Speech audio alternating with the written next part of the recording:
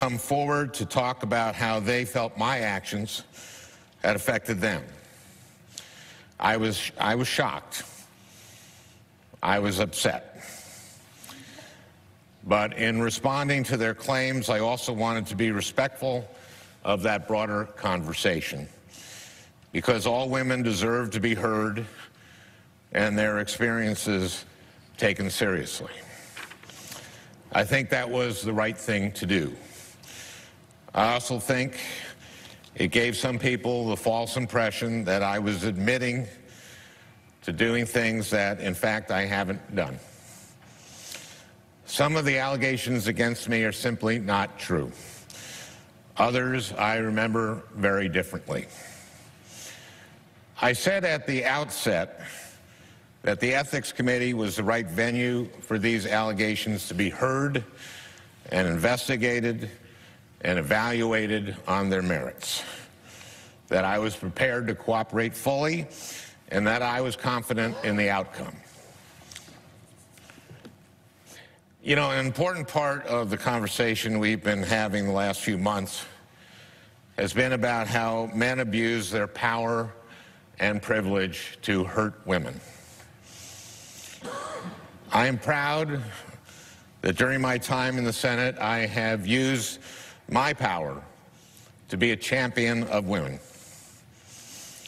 and that I have earned a reputation as someone who respects the women I work alongside every day. I know there's been a very different picture of me painted over the last few weeks, but I know who I really am. Serving in the United States Senate has been the great honor of my life. I know in my heart that nothing I have done as a senator, nothing, has brought this honor on this institution. And I am confident that the Ethics Committee would agree. Nevertheless, today I am announcing that in the coming weeks, I will be resigning as a member of the United States Senate. I, of all people, am aware that there is some irony in the fact that I am leaving while a man who has bragged on tape about his history of sexual assault sits in the Oval Office, and a man who has repeatedly preyed on young girls campaigns for the Senate with the full support of his party.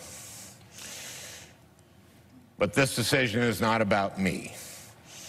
It's about the people of Minnesota. It's become clear that I can't both pursue the Ethics Committee process and at the same time remain an effective senator for them. Let me be clear. I may be resigning my seat, but I am not giving up my voice.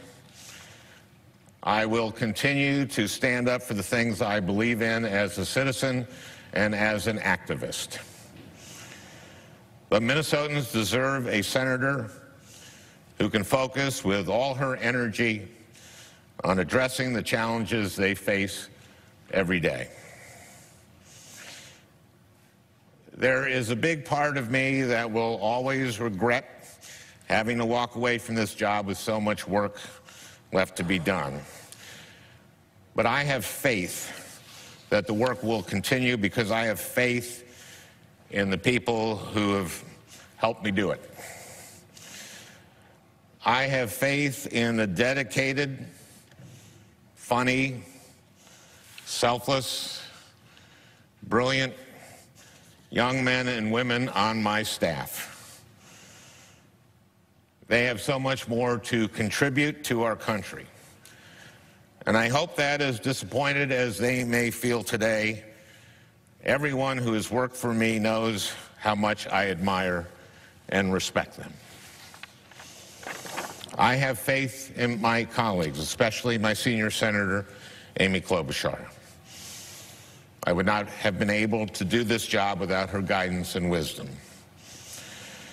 And I have faith, or at least hope, that members of this Senate will find the political courage necessary to keep asking the tough questions, hold this administration accountable, and stand up for the truth.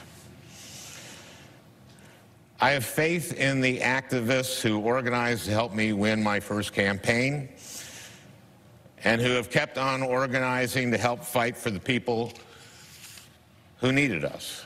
Kids facing bullying, seniors worried about the price of prescription drugs, Native Americans who have been overlooked for far too long, working people who have been taking it on the chin for a generation, everyone in the middle class, and everyone aspiring to join it.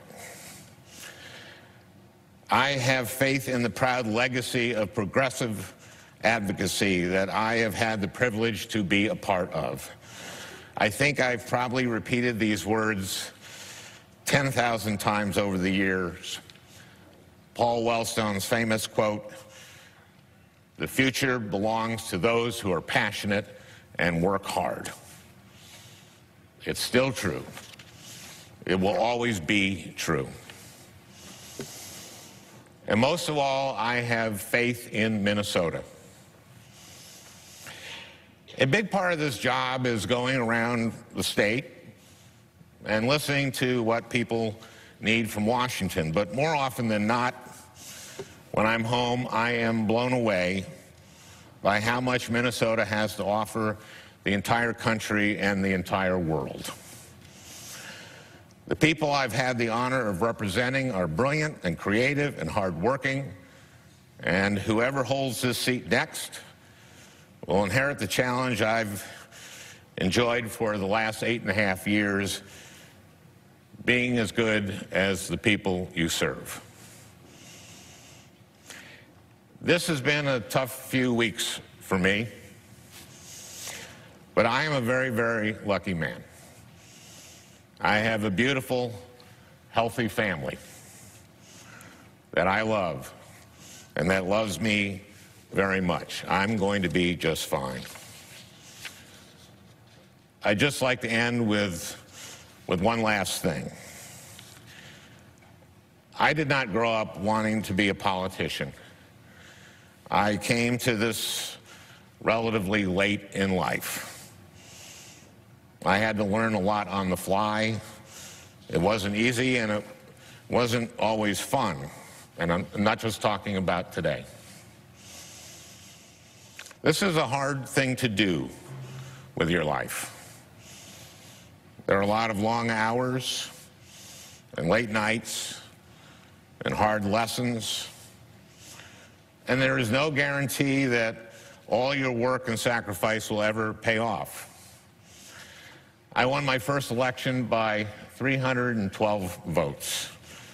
Could have easily gone the other way. And even when you win, progress is far from inevitable.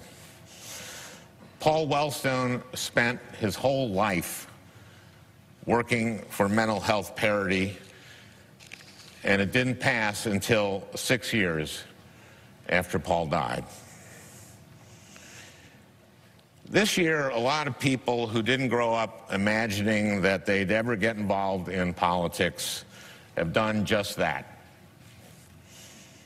They've gone to their first protest march or made their first call to a member of Congress, or maybe even taken the leap and put their names on a ballot for the first time. It can be such a rush to look around a room full of people ready to fight alongside you, to feel that energy, to imagine that better things are possible. But you too will experience setbacks and defeats and disappointments. There will be days when you will wonder whether it's worth it. What I want you to know is that even today, even on the worst day of my political life, I feel like it's all been worth it. Politics, Paul Wellstone told us, is about the improvement of people's lives.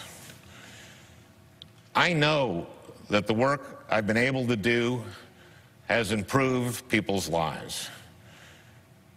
I would do it all over again in a heartbeat. For a decade now, every time I would get tired or discouraged or frustrated, I would think about the people I was doing this for and would get me back up on my feet. I know the same will be true for everyone who decides to pursue a politics that is about improving people's lives. And I hope you know that I will be fighting alongside you every step of the way. With that, Mr. President, I yield the floor.